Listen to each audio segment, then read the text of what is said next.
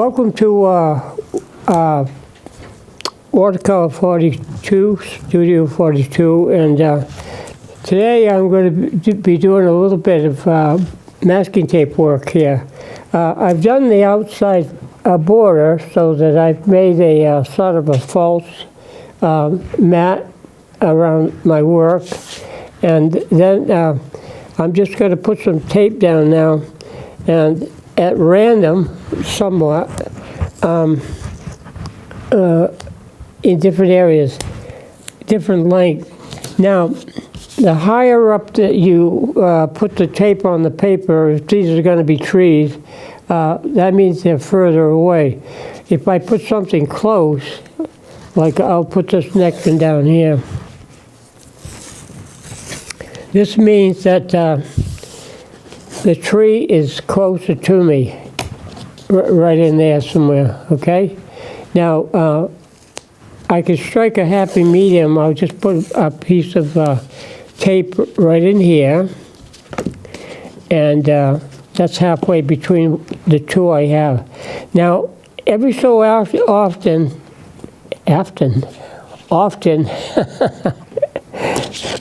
you have a situation where you put too many trees in, and it gets a little bit too crowded.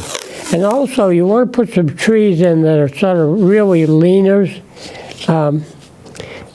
and make sure you don't have anything leaning too much going to the outside, because if it goes off the paper either way, it might be pointing to something either to the left or right of it, maybe another painting if it's in a gallery show. So we always try to arrange things so that we keep things in. See, like this? I'm going to have this lean into the painting, not leave it out. Oh boy, that's tough tape. I'll tell you one thing about tape. Once you get down to the end of the roll, it seems to be wrapped tighter, and then as you go further out, it's not quite as bad. But now I'm getting to the end of the roll. It wants to give me a hard time. What have I got here? 1, 2, 3, 4, 5, 6. All right.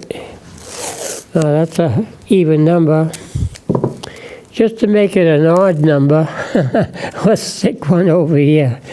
Here you go, something like that, all right? Okay. Now, so the tape is actually on the paper to protect the white, because these trees here could be birch trees. Now, I can do a little bit of drawing. Now, I'm looking at what I've done at random. I wasn't thinking too much about what I was doing as far as where I put the tape. But look what I have here. I got a little pathway that goes up through there. See, like that? You can go out through the woods somehow, whatever way you want to figure it. Now that little pathway could be a river or a stream also, whatever you want to make it into. It can be a dirt path, it could be one that's fancier, you know. Sometimes they have these wooden planks and so forth that you can walk across, and sometimes they're just cement, maybe they're just gravel, just you know, pebbles, stones and so forth. So now, the background, we can show a little bit of the sky above this pencil line here. We can have a little bit of sky back there. It doesn't have to be straight or anything. If you want to locate where the sun's coming from, I usually have it coming in from the left. I'm left-handed, I guess. I don't know. But I always put an arrow out on the tape just to remind me where the light source is going to be coming from. It's coming from the left to right. Now, okay, so much for the tape. Now, a lot of this other, if I want to make something bushes or something smaller, I can always add those in between here. whatever, fill it in, fill in whatever you want with it. That could be a bush coming out of the corner over here, something like that. So that's my pretty much the preparation to gets going here. Now, one of my favorite subjects, of course, is woodland, trees, and so forth. You can put the trees at random. You can have them bunched together. You can have them spread out. And the old saying is, where the seed falls, the tree grows. So that's pretty much what it is. So wherever I drop my pencil, that's where the tree's going to go, I guess. Now, here we go.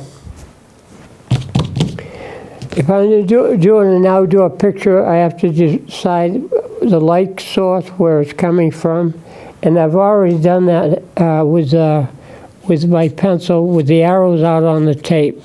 How many arrows you want to make, that's okay, just to remind yourself. Now, normally I do a scene outdoors. It's usually a blue sky, a few clouds, could be a gray day, shadows, not shadows, but clouds, dark clouds or something, like we had a rainstorm yesterday. So anyhow, I'm just going to kind of mix up a little bit. I really don't have a tube of orange with me, and gee, being October and Halloween, I should have orange. I should have an orange with me. But how do you make orange? What I do, take a brush. This is a round brush, dip it in the water. And what I've got here, I've got yellow and I've got red, side by side. Now, there's an empty well on either side and one in the middle. So I always, when I'm mixing color, I always put the yellow, or the lighter color rather, I'm thinking yellow here, the lighter color first, and then add the other color, darker color, to that, and just a speck. Keep building it up the way you want it. So here we go. Here, I'm going to put some yellow in here, right? Now, you can clean your brush if you want, but you don't have to afterwards. And mix that in. Automatically, we're getting orange here. Now, if I want this to lean more into maybe a reddish orange, of course, I'd keep adding more red to it. So you add more red to your yellow, okay? But sometimes if you do it the other way around, let's say if you put a dark color down first, but you want to make it lighter, you're going to have to keep adding the lighter color on top of dark until you get it to the lightness you want. So start off with light all the time. You're probably better off. Now, okay, I'm going to let this mix around here for a few seconds. And what I'm going to do now, I'm going to take a little bit of a large, well, quite a bit of a larger brush, and I'm going to wet the paper. And I'm just going to wet where the sky, for the most part, is going to be above that wavy pencil line I have there. Okay, we're just going to wet the paper. It's easy enough. Go right over the tape. Not going to hurt anything. Go right on top of the tape. All right, and if you go over the line, don't worry about it. You know how I used to be uptight about coloring books? Oh, stay inside the lines. Well, when you're sketching, sometimes you go over the lines a lot, okay? So now I've wet all of that. Now, because that's wet, when I dip this into the yellow, it's going to blend. Okay, it's going to blend. And I don't really want a real deep orange sunset, or sunrise, if you will. You go right up, paint right over the tape. There you go. Okay, I went over the line. No problem.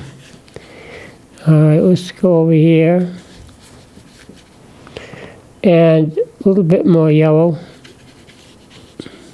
Yellow? orange. I use yellow and red to make orange. Okay, here we go. All right, just kind of blend it in. Now, if you want it to dry a little faster, you can take a paper towel and you can blot it. Just go over it light, pick up the puddles. You can do that. Or, see, I picked up some of the paint. Or you can do this. Take your brush, pinch it on the towel, and use the brush like a sponge. Lift some of the paint out with the brush. All right, something like that. Okay, see how, that's easy enough. That's like mopping the floor, isn't it? Just, this is a smaller mop, that's all, right? You just mop up some of that color. I got a puddle in the corner here. There you go. Now, this is up to you. If you wanted to make this a little bit darker as you go along, all you have to do is put a little bit more red probably into the yellow, make it a little deeper orange, and you can do that. Now you can do that around here, the bottom area of the sky, or you can do it up at the top, you know, over the whole thing. Okay. Now, clean my brush out and get some of the water out of it. Okay, so that's okay. Now, this is going to be probably a fall scene.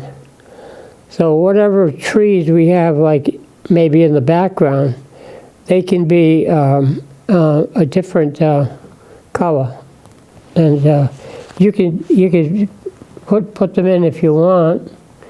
Or what I do a lot of times is take a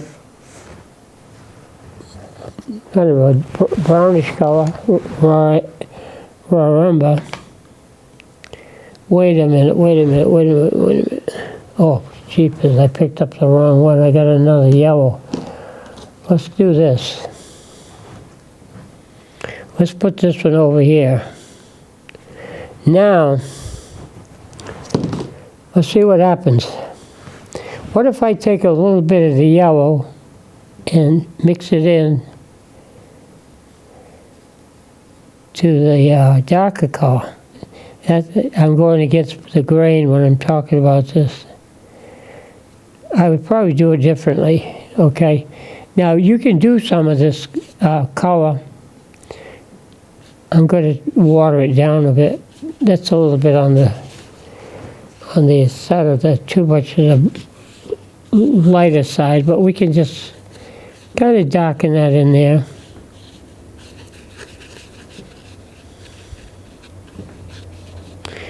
Yeah, it's a little bit, the brush is a little bit big, holds too much paint, too much water.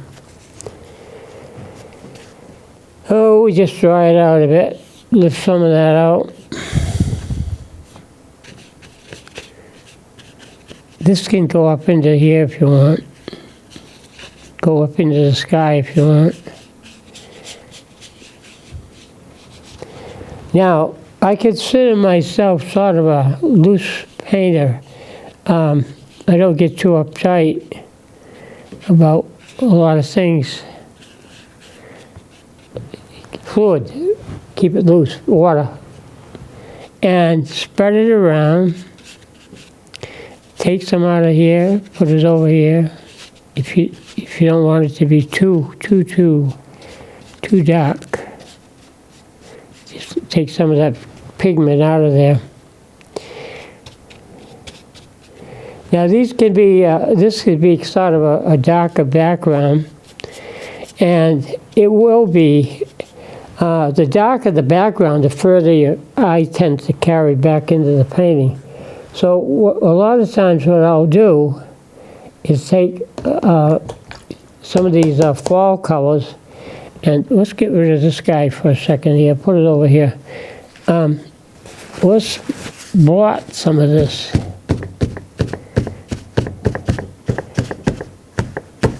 Okay, kind of help it dry out a bit, but also pick up some of the paint so it's lighter, not quite as dark.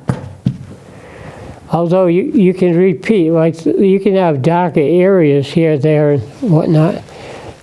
Sometimes if you only put one real dark area, your eye just zooms to that. So this is autumn, right? So let's put some color into that. Let's go back to the orange.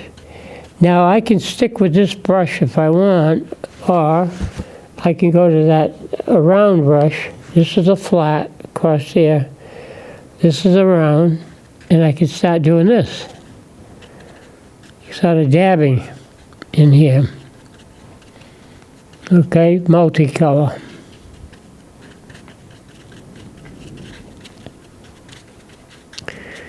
All right, go over here. Might want to make it a little deeper in areas. You could go drop your paint down into there somewhat. And you can go up into the sky somewhat. I don't like to keep it too level across there, but just kind of break it up a little bit more. Okay, now let's go back. Oh, get rid of that brush. Let's go back and tap this a little bit, see what we can do.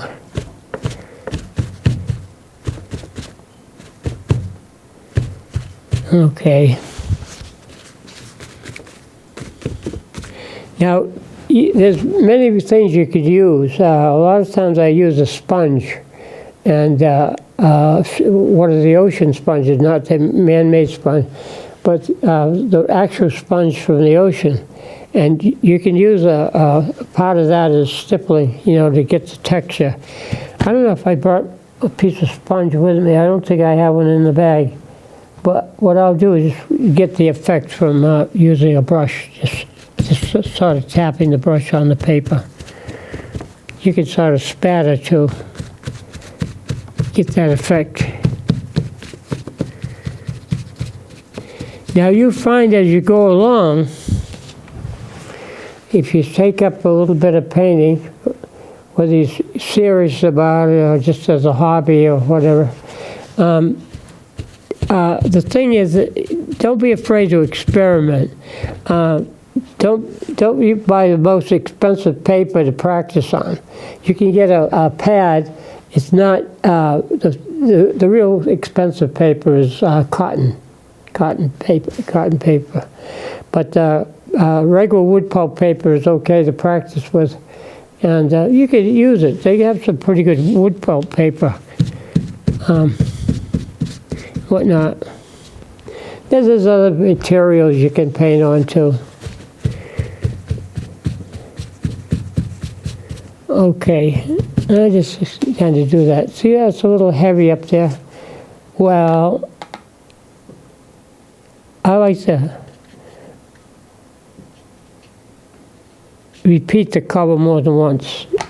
So we'll put some heavier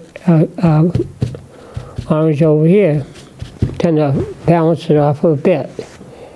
How about a little bit more dab there? How's that? Okay, now another thing we want to do here, we're going to do some ground. Now, a lot of times what happens is the leaves, when they turn, they fall on the ground. Eventually, they become all kind of dried out, natural looking, rustic looking, or brownish, whatever. But we could do a little bit of the ground, and you might want to do that with a little bit more variation of texture. I'm just kind of dabbling around here a little bit. Now we're going to have the path come down through here, so we'll save some space for that. Okay, that can kind of stagger up and go up into this area.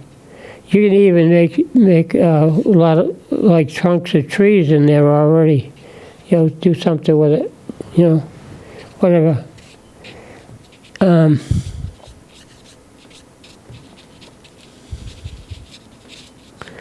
Okay. I pick up a little bit more of that color. There we are.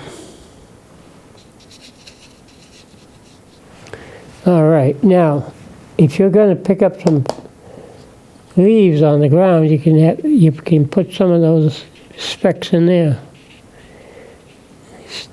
And drop some of the texture around in here. It's not a dab, not so much of a stroke. Just hit it like that. Okay. You don't want to leave too much white, then it starts looking like snow on the ground. Letting too much of white come through. And if we do it here, we got to do it across to here. We got to go up through here. Now that path can be kind of bumpy, all right? Let's put some color into here, over here. Okay. Now, the old saying is less is more. That term is used all the time, especially with watercolors. The less everything, the less objects you put in there, the less color you put on there. Sometimes it's better. Okay, I was going back there. I can have it go around the corner. Remind myself. Okay, where are we here? Use a little bit of variation of color, texture. If you want to make just little specks, you just hit it ever so light. Create some texture. Okay, now that looks pretty good as it is. I'll just stop now. Okay.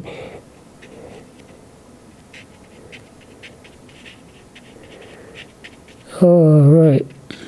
Whatever. Now, of course, the brown mixes in with the red, and you sort of get a little bit of a reddish color, deeper red. But if we're going to have that much orange, we got to double back here and gives us also some orange leaves in around here.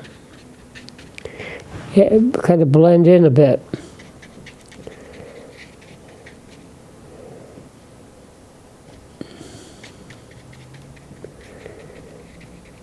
Now, what I'm doing here, because I'm doing a lot of the background, I'm filling in all that background.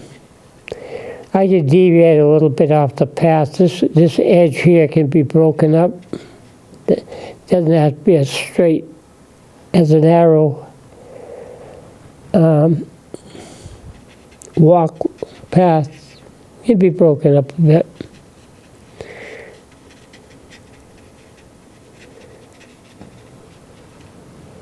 Okay.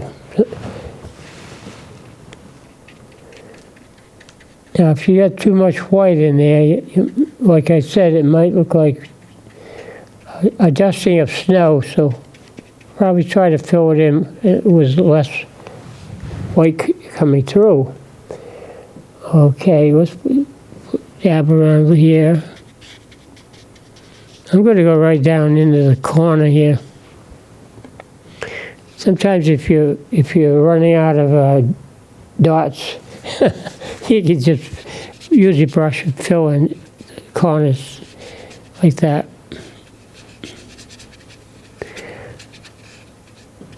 You don't have to put much. You can have the texture kind of blend out. We do a lot of that. Fade out, fade out. How about those movies years ago, huh? Everything was a fade out, and then you go into the next scene, whatnot. Well, still, I guess they still do some of that.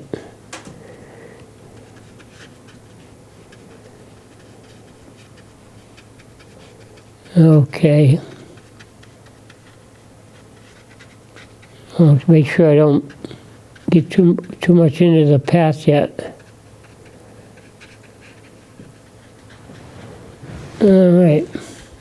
Now, what there's going to be like a little bit of green still showing through.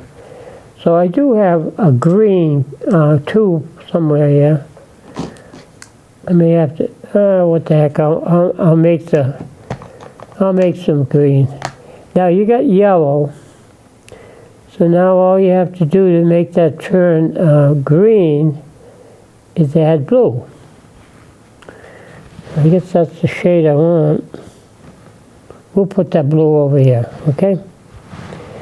Now, again, you get the lighter yellow, so you just put a little bit of blue into it, stir it around. It's starting to turn green already. See that lighter shade of green? I don't know if you want that lighter shade of green. You don't have to have that light shade of green, but if you want to put it in, you can always hide it if you don't like that in there. But if you want a little darker shade of green, you put more blue into your yellow. Now we're getting a deeper shade in here. Okay, you're gonna still see some things that are still staying green. Okay, here we go. Now, I'm just gonna blend out into the corner.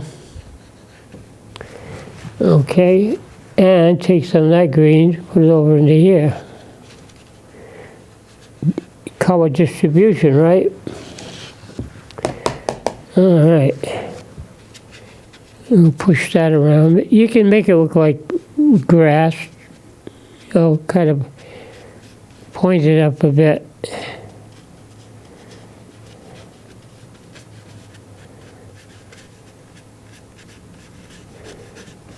Okay, give it some texture. Now remember I said not too much white. Don't let too much white show through because it looks like too much like snow.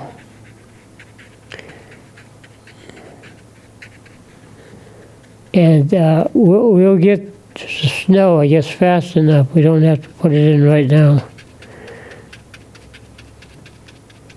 Okay, even some of this could have some green in here.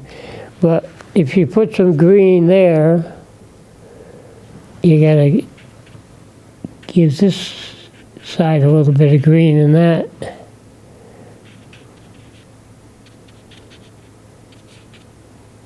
You don't want to get carried away, but, just give it a little bit. You can put some along the edge here. So you want to fill in the edge so that you get a nice clean matte look when you take the tape off. It won't look kind of bumpy if you go right to the edge. Okay. Now this is getting a little bit too heavy down here. So I might want to just drop something else into it. This is mixing the paint on the paper. And if you do that there, you do it here, you do it over here. Okay.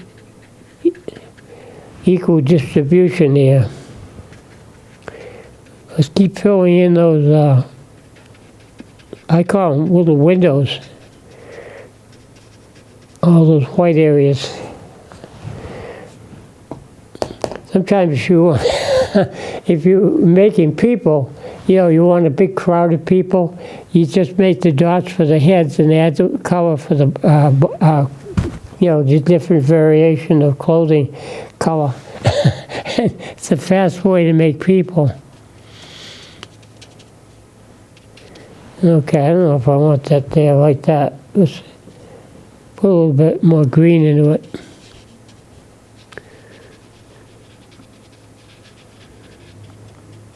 And I take some of the yellow away.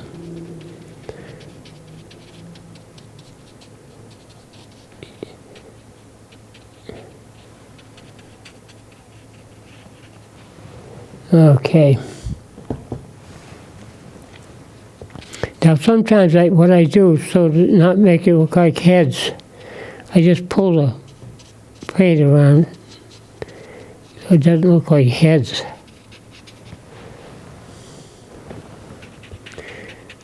Okay.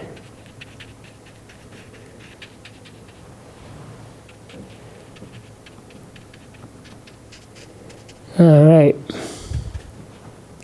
Now you can dabble and do a lot of more texturing, but I have to watch the clock a little bit because I want to keep this finished off as much as I can.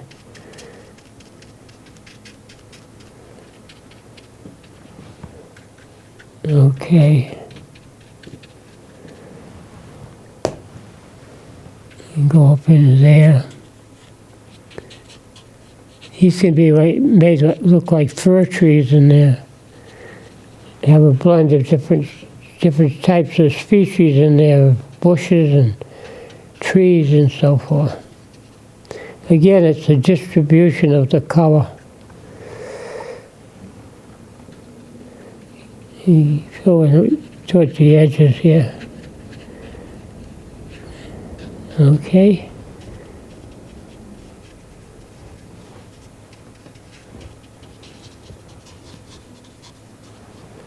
Okay. Now, you can do a little bit of speed painting, practice doing that, so that you don't get too bogged down with your pictures sometimes coming out too slow, you know. Be a little bit, if you work a little bit faster, you tend to be more spontaneous when you're painting. You don't get too uptight with it or too fussy in one area. You move around.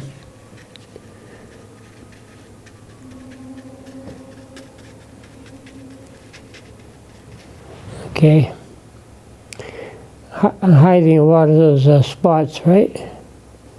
Now let's try a little bit of green with some brown.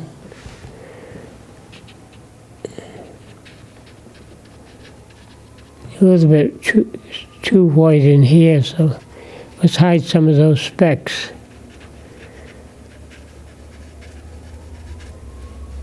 You want the tree to show up. You might want to make the on either side of the tree a little darker,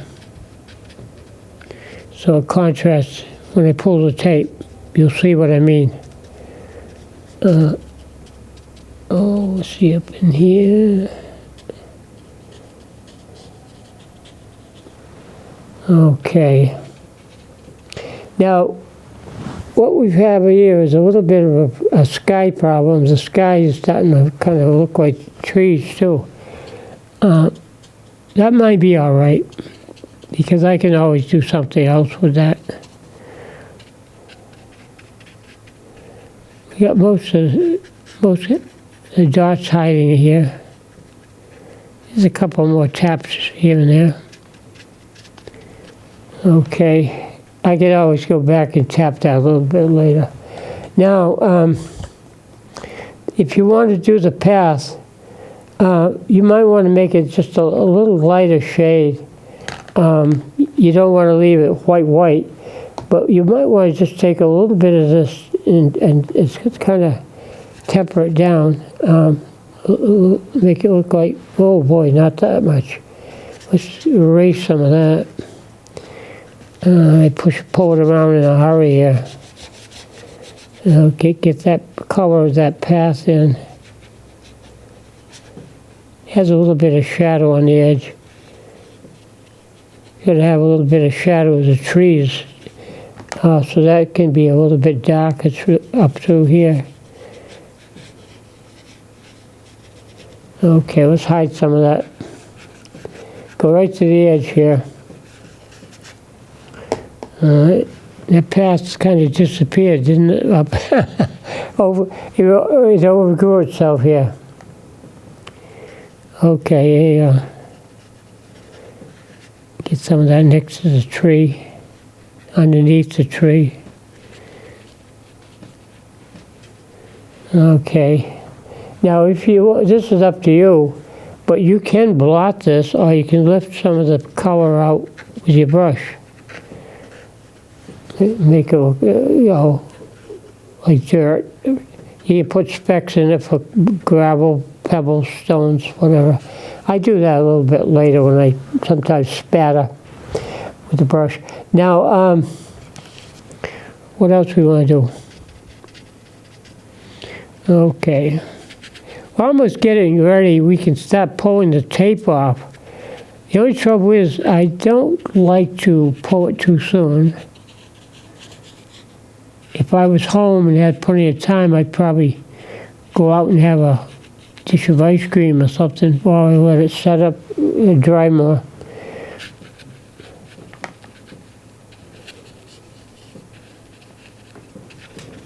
There we go. Oops, I'll get that in there. Fill that in with color. I think we're all set on that. I want to make sure I got some color in between the, some contrast between the lightness of the tree. Fill that in. Okay.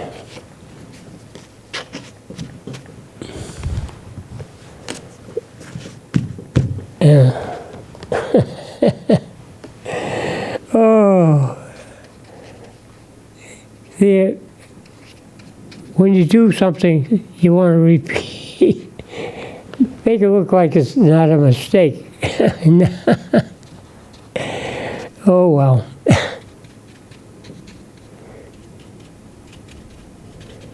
Yes, jump around a bit. All right, now, you can still do a little bit of, you know, dabbing around, filling in around here and there.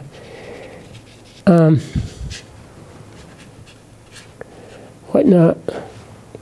Even in the past here, you can put some different little shades into it, texture. Probably overshadow the edges. Shadow here, shadow there, right on the edge. Pull around, yeah, something like that. You can wipe it, blot it, whatever you want to do. Now, I think I'm going to try to pull some of the tape. Here we go. I pull it on an angle. So it won't hurt it doesn't damage the paper as much. The surface.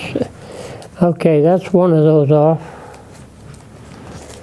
We get one out here we can pull. You can go off the edge a lot of times. Get that. Now in some places the paint gets under the tape, so that's a good place to put a little bit of a texture on the tree. Yeah. Now normally I would cut the tape, have variation of thicknesses, but what you can do a lot of times, you can buy different size tape. This happens to be probably 3/4 of an inch, and you can buy thinner tape, narrow. What do we got here? Oh. Okay. You kind of got me fooled here. This is a little sharp piece that's really sticking. But sometimes it could be a broken tree too. There we go. All right.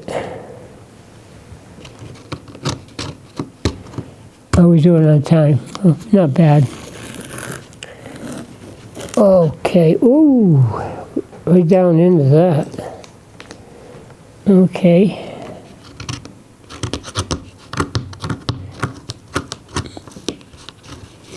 All right, we got all the pieces of masking tape off here. Now what I do is decide what side the shadow's going to be on. Now the light, remember I put the arrows? The light source is coming in from this side, so the shadow's going to fall on the right side. And let's mix the color.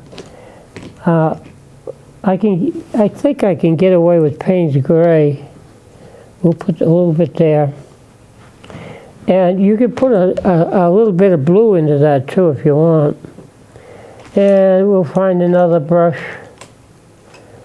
Let's see, what is a good brush to use? That's not bad. We'll use this one. How about that one? Oh, they're both good. Okay, now what we're going to do is take a little bit of this Payne's gray. If you want to add a little pinch of blue into it, that's fine. And we're just going to go down. We're going to go down. You can turn this around if it makes it easier for you. Just turn the paper around and just go across the top like this. Just a little band of that right down the side. Okay? Now, before that dries, what I do sometimes is just take off some of that hard edge. Just lift it with the brush so you soften that edge color-wise, okay? Now let's do the next one. Where are we here? All right. You're going to start up here, right down the side. Take some of that edge off with just water on the brush. It has some paint still on the brush, that's all right. Now, let's come over here. Oops, daisy. All right. Again, down the side. Now, in some cases, the shadow can change a little bit the way the light's coming around there. You don't have to have the exact same shadow. And that one doesn't need too much pulling in. Okay. Now, sometimes you can go back and put a little bit of dark color around the base. And when you do that, you just take the edge off, or just pull it off with water. Pull some of that, soften it in. It has a little bit of shadow down there. And it sort of breaks up the idea of the tape being there. When you tear the tape off, it's kind of a funny edge to it. Just darken that in around the base. I gotta finish the other colors. We're going down the side. Okay. We can take some of that out. Lift some of that. And give it a little bit around the base. Break that up in there. Okay, we're getting right along here. And put another little shadow down the side.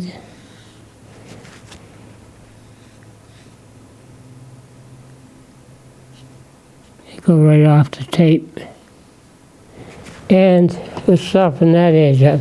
This edge is a little bit hard. I'll come back and redo that a little bit more.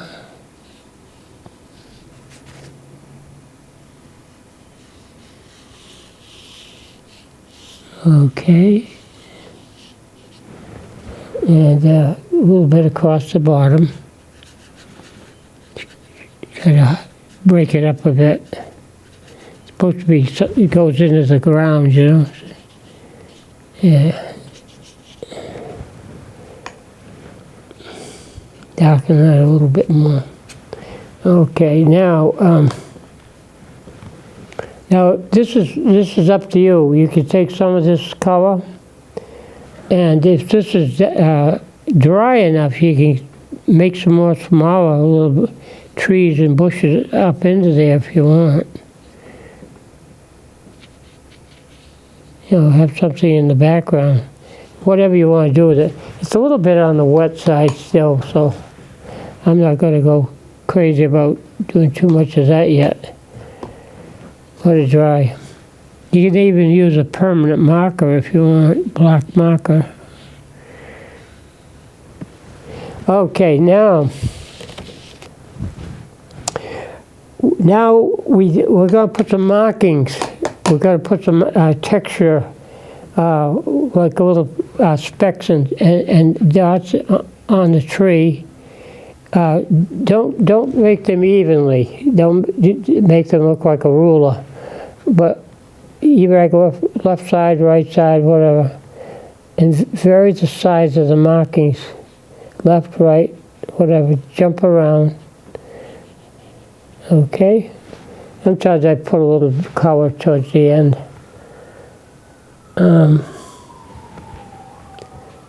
Okay.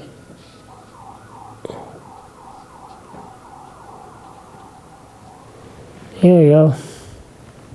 Now, don't get too carried away. Sometimes people drop that too many dots, and that isn't the way the bark goes, you know. It's very irregular, shape-wise and otherwise. Okay, here we go. Now, what else? Well, okay. Not too bad. Oh, get a little bit. Let's take some of that out of there. I don't want too much white in there. Fill that in. Sometimes you have to go back over it and do a little touch up.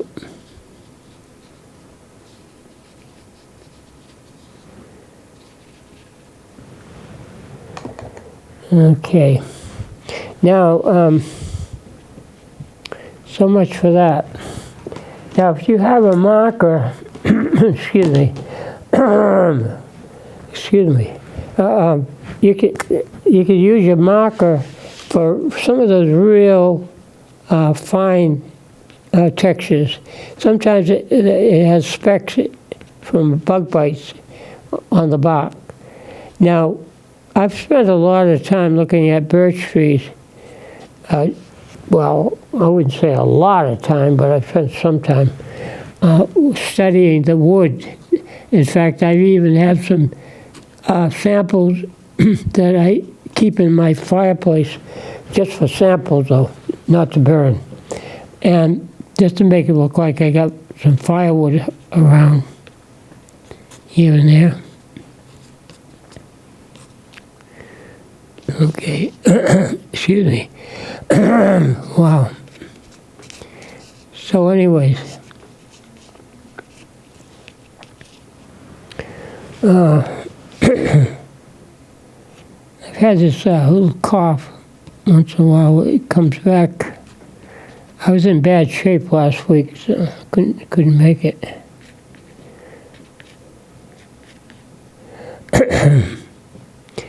Put some specks in there, bug bites. Okay. Now you can do as much of this you want, but don't get carried away. Some of these can be a little bit wider, you know, like more of a wedge shape. Whatever you want to do with that. Okay, so you got the texture. Now, I've still got 5 minutes. Okay. Now, I think the tape is dry enough around the side to remove,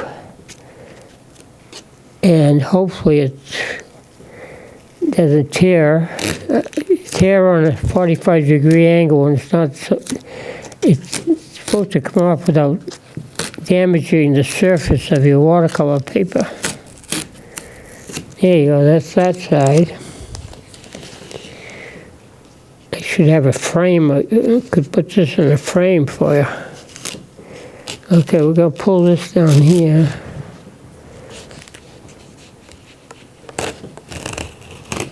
Whoa. Oh, there you go. Now, so far, so good, huh?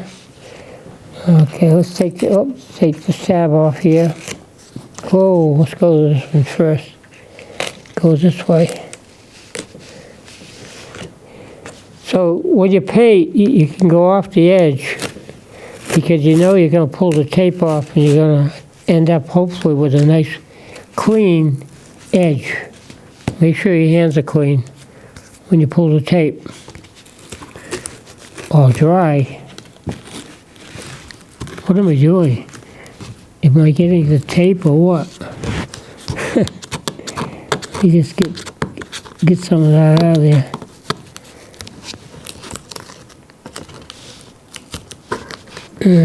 Sometimes it gets a little bit tricky. Tape tears. Ah, yeah, that's better. Okay, I think we're all set on that one. There we go. Now, one more. Now you can let the paint go over the edge, but if it's too wet, you let it dry because it might spatter back into the white. There you go. Okay. So that's sort of a quickie, but that's the process, how you go around doing something like this. Now, here's another thing. If I had a wider, maybe wider, oh, I don't want that. Maybe I can do it with a pen. But you might want to show some little branches coming out of here.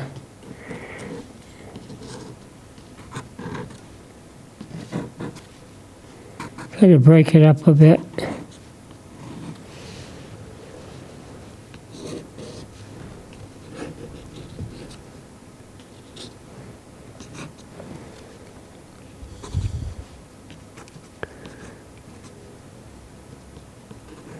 Now, how many branches you want to do, how thick they're going to be, whatever.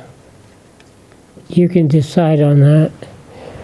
This is I would use probably a thinner and a wider marker for some of the fussy stuff.